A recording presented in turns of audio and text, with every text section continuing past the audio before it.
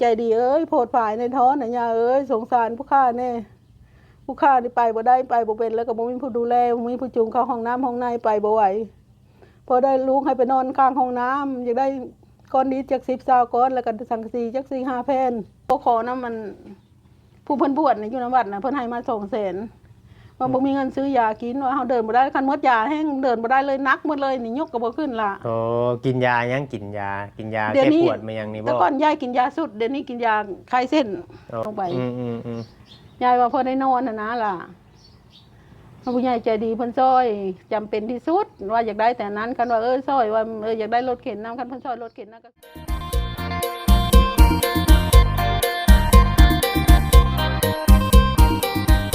สบายดีเนาะพ่อแม่พี่น้อง FC เบิร์ดสุขุสุคนเนาะเพียงเนาะทางฝั่งไทยฝั่งลาวหรือว่าทางต่างประเทศพี่น้องยินดีต้อนรับทุกท่านเข้าสู่ช่อง YouTube ของว่าเวียงชัยใจเกินร้อยเพียงเนาะ V2 อีกคือเก่าคือเดิมพี่น้องเนาะเพิ่มเติมกะมีเคสนึงเนาะเพียงเนาะที่ว่าเพิ่นโทรขอความช่วยเหลือจากว่าเวียงให้มาถ่ายเบิ่งเพิ่นว่าเนาะทางเทื่อว่ามีทางผู้รักผู้ใหญ่เนาะเพียงเนาะคือเห็นเพิ่นว่าเนาะว่าเพิ่นอยากขอความช่วยเหลือเดี๋ยวไปพังจากปากเพิ่นเลยพี่น้องเนาะ FC เบิดสุขุสุคนหรือว่าสิเข้ามาเบิ่งมาชมหรือว่าผู้รักผู้ใหญ่เนาะเพียงเนาะฝนตกช่วงนี้ก็ได้เกี่ยวข้าวเกี่ยวน้ำก็เผาเก็บผ้าเก็บผลเนาะเพียงเนาะจังได้ก็มาเบิ่งมาชมนำกันพ่อแม่ FC เนาะเพียงเนาะเพราะว่าเฮาก็ยังบ่ฮู้จักเรื่องราวของเพิ่นเป็นแนวใดแล้วก็มาเบิ่งที่ว่าเพิ่นอยู่เพิ่นเป็นแนวใดเพิ่นขอความช่วยเหลือเรื่องใดเนาะเพียงเนาะไปเบิ่งไปชมนำกันพี่น้องเลยพี่น้องเดี๋ยวเข้ามาอันนี้ก็คือว่าเป็นเพื่อนบอลเพิ่นพักเสาหรือว่าแนวใดเนาะเอามาเบิ่งก่อนพี่น้องเนาะบ่เป็นหยังหรอกสบายดีเด้อแม่เด้อโดยโอ้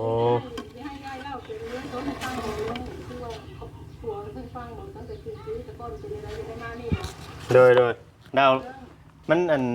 เจ้าออกมานอกพี่บ่ไล่บ่ได้อยู่ไล่แต่แบบนี้บ่เบิ่งอันเฮาสิหนีบไม้เจ้าคนเด้อขออนุญาตเด้อเอาเลยลูกเอาเลยออกไปนอกไปนั่งย่นคำเจ้ายังยากก็นั่งอยู่หันก็ได้นั่งอยู่หันก็ได้มันแจ้งอยู่ได้อยู่เห็นอยู่แล้วได้อยู่บ่โดยเดี๋ยวเด้อล่ะเด้อเจ็บบนงูตอดนี่ทำล่ะไปบ่เป็นนะมันจะกัดมันก็ได้กัดเลยเนาะกัดคนไปบ่เป็นอยู่ก็มีงูมาเกี่ยวแง้มประตูนี่ออกอีกก็ได้ละเอาก้อนนี้น่ะเต็งมันยังแจ้งนั่นแหละลืมบอกได้อยู่แล้วโอ้ยลำบากยากในละหน่อยนึงช่วยยายในใดก็ได้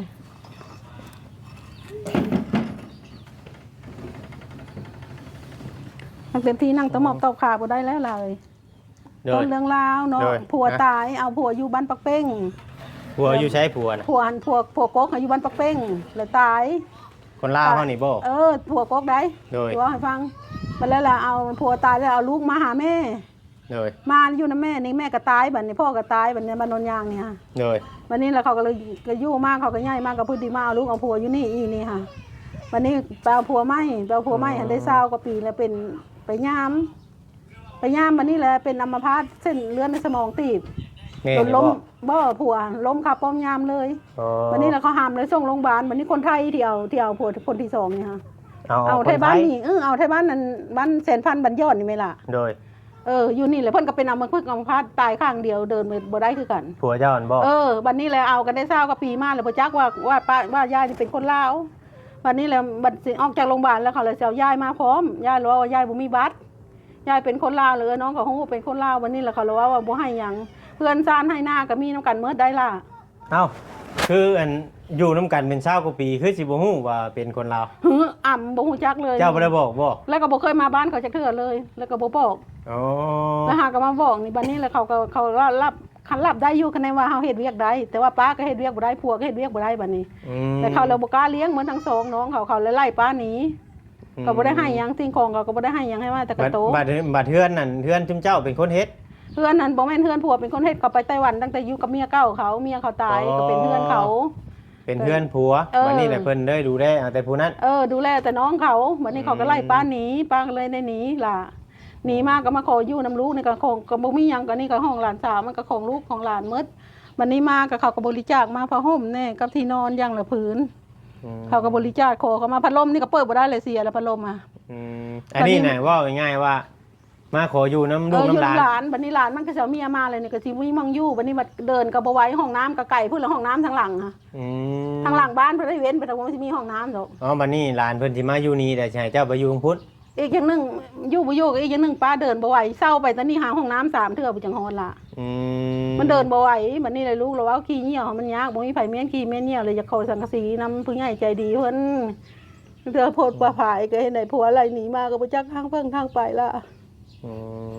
ก็เลยตอนแรกว่าอยากได้รถเข็นบอกก็ย่ารถเข็นนะมันเข็นบ่ได้ไปบ่ได้ตรงห้องน้ำก็เลยว่าจะขอสังกะสีจัง5 แผ่นกับข้าวจัก2-3 โต๊ะพอได้ลมที่นอนนั่นล่ะข้างห้องน้ำนะตัวก็เห็นแล้วห้องน้ำอยู่ทางนาวกายมาอยากไปนอนนั่นแหละข้างห้องน้ำค่ะซอยหลายกว่าหันก็ยังซอยย่ายบ่ขอหยังขอได้พอได้แต่นอนเลยสิออกจังนี้เลยพอได้แต่นอนง่ายว่าขอพอได้บนอยู่บนนอนให้ออกไล่ออกจากห้องนี้มันบ่มีมันไปบ่ไหวมันไปบ่ฮ้อนห้องน้ำล่ะก็สิอยากก็ออกไปมันไปบ่ฮ้อนนี่ก็ลังเทื่อยายก็กั้นไว้3-4 มื้อจังค่อยไปเทื่อนึงมันไปบ่ฮอดได้ไปว่านี่ก็เช้าไป3 เทื่อ4 เทื่อจังได้ฮอดล่ะยายก็ได้ทุกอย่างลำบากแท้ๆบัดลูกหลานนี่เด้แต่เพิ่นเนี่ยได้เพิ่นบ่อยากเฮ็ดให้บ่คือว่าเนี่ยล่ะลูกหลานก็บ่มีนั่นก็ขายของตลาดน้อยมันก็ได้ค่าเช้ากินค่ำไปบ่มีหยังขายของตลาดน้อยกำไรลังมื้อวานนี่ได้70ขาดทุน30,000วานนี่ค่ะก็หลานลูกหลานกับเขาก็อยากซอยอยู่บ่มีก็เลยว่าขอทั้งพี่ลองเบิ่งสัมภาษณ์ไปเรื่องผู้ใหญ่ใจดี500,000 600,000บ่ได้สั่งบ่ได้เอาไปใช้เงินน่ะซื้อยากินก็บ่เซาบัดนี้ไปซีดเข็มละ100,000อยู่หลัก35นี่ก็ซีดก็บ่เซาล่ะก็เมื่อยปิ้นเมื่อยปวดแล้วก็เลยอยู่คานไปกระทับกระเถืออยู่นี่เลยตื่นมาเขาก็เข้ามาส่ง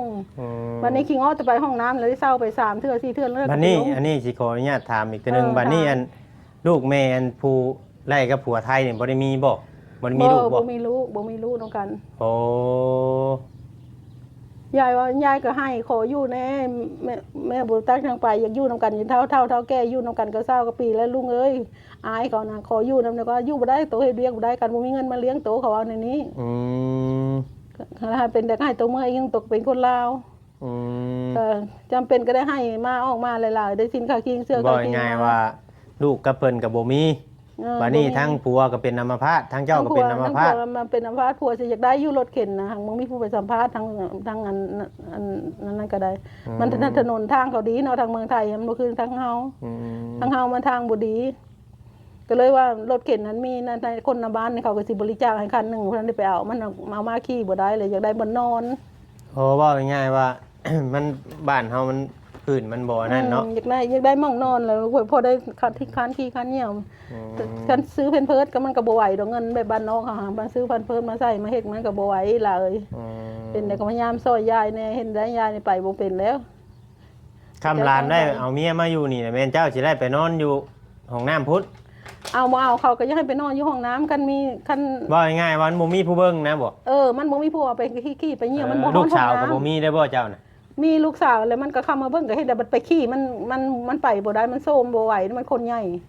เพิ่นเฮ็ดงานหยังลูกสาวเพิ่นเฮ็ดบ่ได้เฮ็ดงานหยังเฮ็ดแต่นาก็เฮ็ดนาเขาถามอีโจรกว่าเฮ็ดก็เฮ็ดนาเขานาปูนาหญ้าให้ก็บ่มีเพื่อนก็แล้วแต่บ่แล้วทางนี้ทางนั้นก็ยังเอาดินแปะไว้ซื่อแล้วก็แป้นปูไปทับไปซื่อบ่มีหยังในเฮือนก็มีแต่เฮือนของห้างเขาโล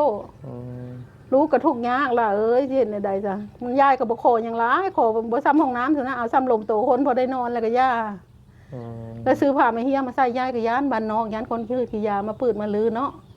จะได้ก่อนนี้ก็ขึ้นข้างละ10 คนก็สิได้แล้วว่าเนาะหำว่านะมีแต่ว่าให้ทางผู้รักผู้ใหญ่เพิ่นพิจารณาเบิ่งนั่นแหละหาซอยแน่ผู้รักผู้ใหญ่ใจดีขอให้โปรดภายตนสงสารยายน่ะเด้อคันเห็นคลิปนี้ก็ให้สงสารยายเลยยายไปจากทางไปแล้วปวดกลางคืนกับลูกเหี่ยวลูกขี้ยากวันนี้ซ้ำมาหนำเมื่อวานนี่ก็นอนเมียไปไม่งูก็มาตอดอีกงูกับพระนอกพิษกันยังเจ็บอยู่คนก็ได้เนี่ยตอดคนไปอุเป็นเนาะวันนี้ปัดออกมันยังเจ็บอยู่ละบ่ว่างูยังตอดจักหัวมันสีเหลืองๆโตลายขาวๆโตซ้ำนิ้วก้อยนี่แล้วยายกับลูกไปรถยังเกี้ยวอยู่ค่อยลูกอันนี้คมลูกกองก้นลูกมันรถมันเป็นท้องกับขานี่ไปหนีบหัวมันเจ้าก็มันสิได้กัดนั่นแล้วมันก้นย้อนนี่วันนี้มันก็บ่หนียันโมเมนต์งูมีพิษดอกยันเจ้าอยู่บ่ได้บ้านนี้ ลูกมาหลุดมาสลัดน้อง งูแต่แหเนาะมาสลัดน้องจักสิ้นแล้วตกไปพุ่นลอยเขาพุ่นลงให้เด็กน้อยมาฆ่าแล้วก็บ่เห็นล่ะโอ้ยทุกแต่ใดแห่งซ้ำเนาะเงินหาซื้อยากินก็บ่มีก็เลย จักปีแล้วเจ้าเป็นมาแบบนี้น่ะหาก็เป็นมา3 ปีนี่แหละโอ้ตะกี้น่ะย่างไปมาไล่อยู่ย่างไปหน้าได้ยายก็ขายของอยู่กรุงเทพผัวก็เป็นย่ามก็พออยู่พอกินอยู่ล่ะก็บ่เป็นกันมาหาเป็น 2-3 ปีนี่แหละปีนี้เลยนักนี่เดินบ่อยากไหวเลยนี่แหละลูกหลานก็เว้าเห็นได้แม่เอ้ยมีเพิ่นซอยจักเล็กจักน้อยก็พอได้ซอยตื้มกันลูกก็ว่านั่นแหละคันผู้ใหญ่ใจดีเพิ่นซอยมาได้สังกะสีพุ่นละแผ่น2แผ่นก็ยังดีเนาะเลยสังกะสีจัก4-5แผ่นนี่ก็พอลมโตคนนี่นะล่ะแล้วก็ก้อยบวกยอกยาวบ่องไปพอพริกขิงได้นี่ก็ยายบ่ขอหยังแล้วยายบ่มีหยังล่ะเอ้ยนำมื้อนี้ก็ของลูกของหลานมันมีที่นอนที่เจ้ามาแต่อันเมืองไทยนั่นเจ้ามาแต่อยู่บ้านผัวน่ะบ่ได้ไล่หยังมาเลยบ่เขาบ่ให้หยังให้ก็ยายเอามาบ่ได้คำเดินบ่ไหวเลยรถรางก็มีเดินก็ซ้ำมันเท้ามากันด้านเขาก็บ่ได้เอาในจักบาทค่าด้านค่าหยังเขาก็ปล่อยมาเลยเขาส่งกลับมาซื่อเนาะเขาส่งกลับมาเขาบ่เอาหยังยายเอ้ยมีเงินบ่มีแล้วอ่ะบ่มีก็ไปเลยยายเอายาเขาอีตนสงสารนั่นแหละล่ะให้เขาก็ได้ก็ว่าโอ้ยพวกถ่ายคลิปถ่ายหยังก็บ่ถ่ายเนาะผมขึ้นแต่ฟังนี่ขออย่าขอเลยพอได้นอนก็เฮาก็สัมภาษณ์เจ้าถามเจ้าล้นเติบเลยเฮาก็ลืมถามว่าเจ้าชื่อหยังก็เจ้านางแก้วนามสกุลเพชรมณีแก้วเพชรมณีมาแล้วก็มาเฮ็ดบัตรประชาชนอายุจักปีก็มาเฮ็ดบัตรประชาชนจักลูกมันเฮ็ดบัตรประชาชนใช่นะจักปีมันเอาบัตรประชาชนนะแต่ว่า66 67 65 66แล้วโอ้บัดนี้เป็นเบาหวานบ่เป็นเบาหวานน้ำแล้วก็ปวดหัวเข่าน้ำเลยเที่ยวเหี่ยวนี่ขอโทษน้ำเลยคือ1เครื่องถังสีนี่แหละนี่บ่ได้รับได้นอนคันบ่รับน่ะเหี่ยวอยู่หั่นทางสีเอาเข้าไว้ไปใส่เหี่ยวบ่นกันนะกันบ่นักยายกับอีกอย่างนึงยายก็บ่ขอลายนะทางสีเพิ่นเอาเข้าไว้ไปเหี่ยวใช่เอ็นยายก็บ่ขอนักขอนาขอว่าก้อนอิฐบ่งขึ้นพอได้นอนข้างห้องน้ำมันแล้วก็สังสีจักถึง5แผ่นผู้ใหญ่ใจดีเอ้ยโพดผายในท้อน่ะยาเอ้ยสงสารผู้ข้าแน่ผู้ข้านี่ไปบ่ได้ไปบ่เป็นแล้วก็บ่มีผู้ดูแลบ่มีผู้จูงเข้าห้องน้ำห้องในไปบ่ไหวพอได้ลูกให้ไปนอนข้างห้องน้ำอยากได้ก้อนอิฐจัก10-20ก้อนแล้วก็สังสีจัก4-5แผ่นปัวตัวเองได้เงินมาก็ปัวตัวเองนี่ก็บ่มีจักกีบเลยล่ะเดี๋ยวนี้ค่ะก็เลยว่าโทรขอนะมันผู้เพิ่นบวชในอยู่ในวัดน่ะเพิ่นให้มา200,000ว่าบ่มีเงินซื้อยากินว่าเฮาเดินบ่ได้คันหมดยาแห้งเดินบ่ได้เลยนักหมดเลยนี่ยกก็บ่ขึ้นล่ะโอ้กินยายังกินยาแก้ปวดมายังนี่บ่แต่ก่อนยายกินยาสุดเดี๋ยวนี้กินยาคลายเส้นโอ้ยาหลอกเจ้าไปยากมันยังไงยามีแต่ว่าเดี๋ยวให้เบิ่งเลยให้เบิ่งความเป็นจริงล่ะเอ้ยยากซานซอยแน่เด้อผู้ใหญ่ใจดีซอยผู้ข้าแน่ยังบ่ได้พี่น้องโกย่างก็บ่ได้โกลูกไล่ไปนอนกลางห้องน้ำบ่มีผู้เบิ่งผู้แลเลยไปนอนหน้าห้องน้ำคันจะพาไม่เฮียก็ย่านคนมาฆ่ามาพันมางัดมาง้างเนาะคนขี้หยาเนาะเลยอย่าก็อินบอกพอได้ลมตัวนอนนี่ดอกบ่ได้เฮ็ดใหญ่ดอกให้แคบก็ห้องน้ำอีกจักหน่อยพอซอยได้อยู่บ่ผู้ใหญ่ใจดีเอ้ยแต่แล้วว่าอยากได้รถเข็นน้ำกันจะได้รถเข็นน้ำมันหลายโพดเลยอยากขอแต่บ่อนได้นอนนะย่าลูกเอ้ยคันเพิ่นซอยได้ก็อยากได้ทั้งรถเข็นน้ำมันแหละเพื่อมันเฮาไปหันไปนี่ใช้รถไปแล้วก็พอได้ลงรถไปตลาดตะลีกันนั่งรถเข็นไปซื้อหันซื้อนี่เนาะคันบ่ได้เลยก็ได้แต่บ่นอนนั่นก็เอาล่ะบ่จำเป็นที่สุดคืออยากได้แต่อย่างเดียวนั่นแหละอยากได้ก็บ่ขอหลายซำนะล่ะซ้ำป้อประตูนี่ก็ได้แล้วมั้งสังกะสีโลสั้นยาวลงมาเนาะมันสิอยู่ได้บ่มันบ่ฮ้อนบ่ทำหอมได้กะฮ้อนก็อดเอาแลรวยเอาสมความว่าเพิ่นเฮ็ดได้ส่งมาให้เฮ็ดได้ซ้ำใดล่ะเอ้ยไปบ่ได้เดินบ่เป็นแล้วนี่ละเหี่ยวก็เหี่ยวอยู่นี่กลางคืนกลางเว้นไปอาบน้ำก็ซักมือเท้าไปนี่เอาโอ่งมาแล้วก็ข้านออกไปนี่นะนี่ตอนแรกเอาโอ่งอยู่พุ่นยังแต่วัดท้ายมันนะอันนี้นั่นคือว่าไม้คันเท่าอันเจ้าเอาไว้ไม้คันเท่านี่ก็คนไทยเพิ่นใจดีเพิ่นเลยเห็นอยู่ในด้านแล้วเพิ่นเลยซื้อให้550เพราะเพิ่นซื้อให้คนไทยพี่น้องคนไทยเพิ่นซื้อกับเงินที่400มื้อมาเงิน400-500เลยเพิ่นให้มาค่ายางค่ารถอันนี้บ่อยากกินเดนนี่ยาประดงอย่างเดียวโอ้มันเป็นกล้องละ 65,000 แล้วมันหมดแค่นี้ล่ะนี่แล้วอยากได้เงินก็เลยโทรไปขอนำเพิ่นให้มา200,000ให้ไปซื้อสิเข้าไปซื้อบ่มีหยังก็ยากคันได้ยากินประจำกินมื้อละ2เม็ดแล้วก็อยู่ได้กันขาดยานี่คือเดินบ่ได้เลยคือมันนักมาเลยคือก้อนมังหินนี่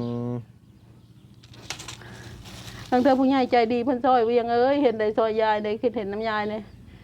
ขอน้ำผู้นั้นผู้นี้ได้วันแผ่น2 แผ่นขอบ่ฮอด10 แผ่นนะบางที5 แผ่นนี่ก็ได้เลยล่ะพอได้ลมตัวนอนนี่ก็เอาพอได้กวางได้จังหน่อยกับกินบอกก็คือท่านจังหน่อยนะคาดว่าขอเฮือนขอซ่านเนี่ยมันหลายยันบ่ได้นะยันบ่ให้คันขอแค่นอนข้างห้องน้ำนะลุงให้ไปนอนข้างห้องน้ำเลยที่เห็นได้ซะมันเดินบ่ไหวมันบ่มีผู้ชมขี่ผู้ชมเหี่ยวเขาก็เห็นให้เห็นหน้าเนาะเขาสิมีเวลามาชมแม่ไปขี่ไปเหี่ยวอยู่เขาก็บ่มีเวลานี่เลยเส้นใส่เสื้อเพนเพิร์สมันก็บ่มีเงินซื้อเพนเพิร์สมันก็แพง200กว่า300เพิ่นเด้อล่ะเด้อมันบ่ได้ถึกๆนะเพนเพิร์สก็ได้ใช่ตลอดก็ทั่วแน่นอนเอาเงินมาใส่ซื้อเฮาเบิ่งว่าถึกอยู่บัดแต่ว่าถ้าเฮาใช้คู่มือประจำนี่ก็มันก็เป็นกลายว่าเป็นบ่แพงอันนี้ยังว่าเฮายังว่ามีเฮือนเฮายังว่ามีห้องแล้วเฮายังไปอยู่ตะพุนเลยอย่าขี้อย่างงี้เอากระคานเข้าห้องน้ำอย่างเดียวมีอย่างก็กินข้าวน้ำยังว่าตื่นมาเขาก็นึ่งมาส่งให้มีอย่างก็กินไปซะหลายๆเห็นอะไรก็ได้คะแนน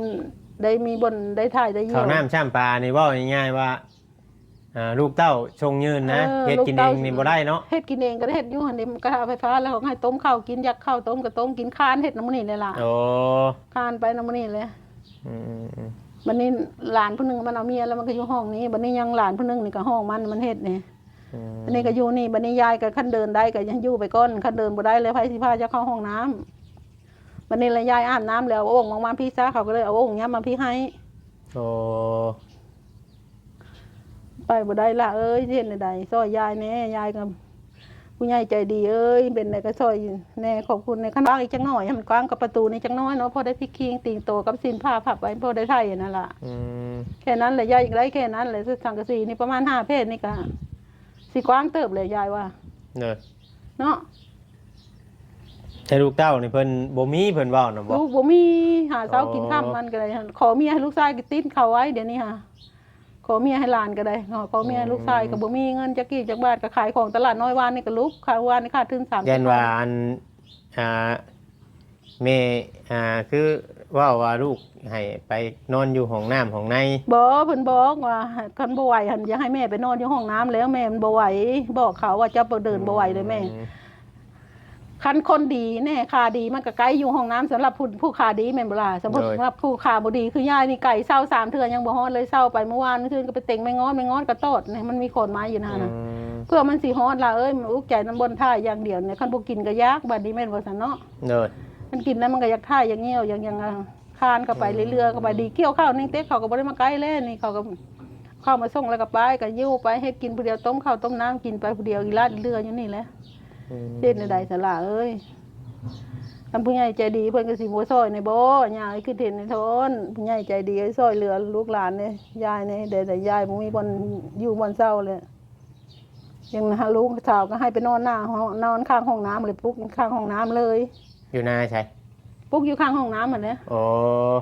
มันจะมีอยู่ข้างห้องน้ำยาวไปแล้วก็ไปปุ๊กขึ้นนั่นตั้งเสาขึ้นนั่น2-4 เสาแล้วก็กาดใช่ห้องน้ำมันนะเฮ็ดสมมุติว่ามีทางผู้รักผู้ใหญ่เพิ่นช่วยเขามาหรือว่านั่นนี่ลูกชายเจ้าน่ะสิเฮ็ดเป็นอยู่บ่เฮ็ดคันว่าให้เฮ็ดเอาก็สิเฮ็ดเอาหั่นแล้วบ่เป็นก็สิให้เฮ็ดเป็นก็บ่มีเงินจ้างเด้คันว่าเพิ่นช่วยแล้วล่ะเพิ่นสิเฮ็ดให้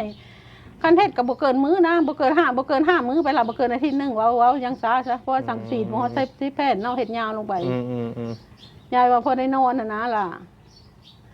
ผู้ใหญ่ใจดีเพิ่นซอยจำเป็นที่สุดว่าอยากได้แต่นั้นคันว่าซอยว่าอยากได้รถเข็นน้ำคันเพิ่นซอยรถเข็นน้ำก็สาธุย่อมือล่ะ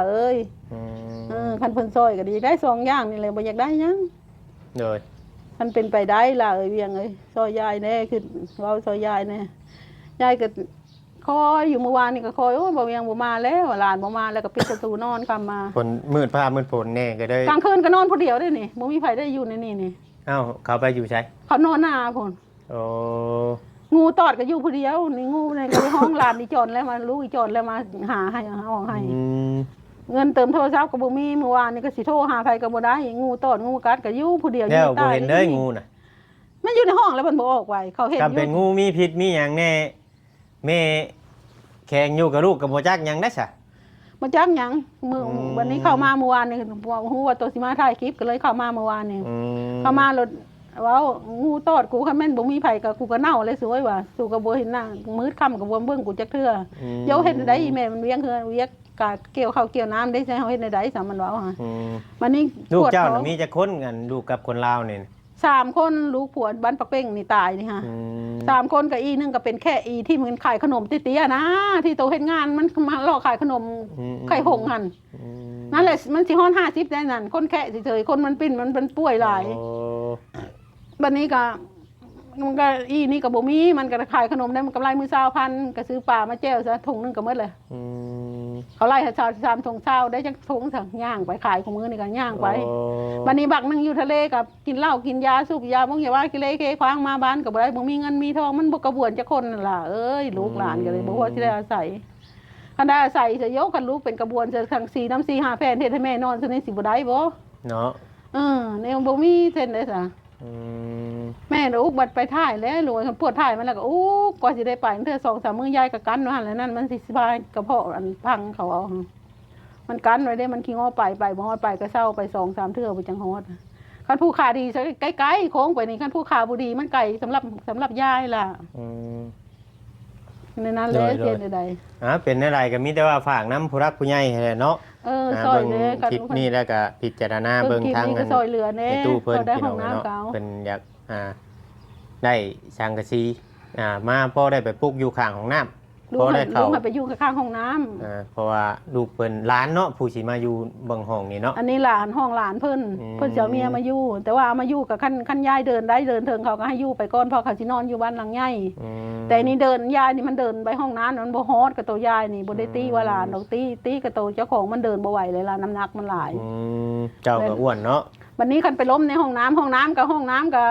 บุมีฮอนก๊อกบุมีฮอนพี่สังล่ะบ้านที่ขึ้นไปแล้วก็ไปย่างลบไปลบมายันล้มในห้องน้ำนกตายทีเดียวเลยในห้องน้ำก็ไม่ล้ม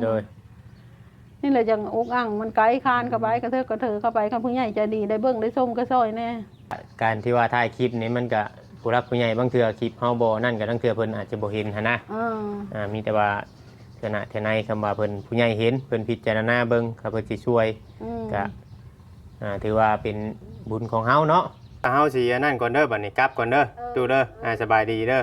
สบายดีคันใดกระทงคันใดก็มาหายายเด้อล่ะโดยพี่น้องไงเนาะมีแต่ฝากนำผู้รักผู้ใหญ่หรือว่า FC ได้พิจารณาเบิ่งเนาะพี่น้องเนาะว่าเป็นอะไรช่วยช่วยเหลือเพิ่นพี่น้องไงเนาะว่าด้านไหนก็ได้เตทางผู้รักผู้ใหญ่ตามที่ว่าเพิ่นร้องขอมาเฮาก็ได้มาถ่ายคลิปเนาะพี่น้องเนาะให้ FC ได้เบิ่งได้ชมนํกันแต่ว่าหลานเพิ่นสิมาอยู่ห้องนี้ห้องหลานเพิ่นอยู่นี่เพิ่นได้ให้บ่เวียงมาถ่ายแล้วเพิ่นสิย้ายไปอยู่ห้องน้ำเพิ่นว่าเนาะสิได้ทางห้องน้ำเพิ่นให้มาอยู่นํกลับมาอยู่นํเพื่อนลูกเพื่อนหลานเพิ่นสิมาอยู่ข้างห้องน้ำหม้องนี้เพิ่นนี่คือว่าเพื่อนลูกเพื่อนหลานเพิ่นเนาะพี่น้องเนาะเพิ่นได้ไปเอาผัวอยู่ฝั่งไทยตามที่เพิ่นเล่าแล้วก็ผัวก็เป็นอัมพาตนั่นชุมเพิ่นทางญาติพี่น้องเพิ่นสิเลี้ยงแต่ผู้นั้นเพิ่นเลี้ยงแต่ทางผัวเพิ่นก็เลยกลับมาผิดพลาดกันได้ก็ต้องกราบขอโทษขออภัยเด้อพี่น้องเนาะสำหรับคลิปนี้ครับไปก่อนพี่น้องก็กล่าวคำว่าสบายดีเนาะ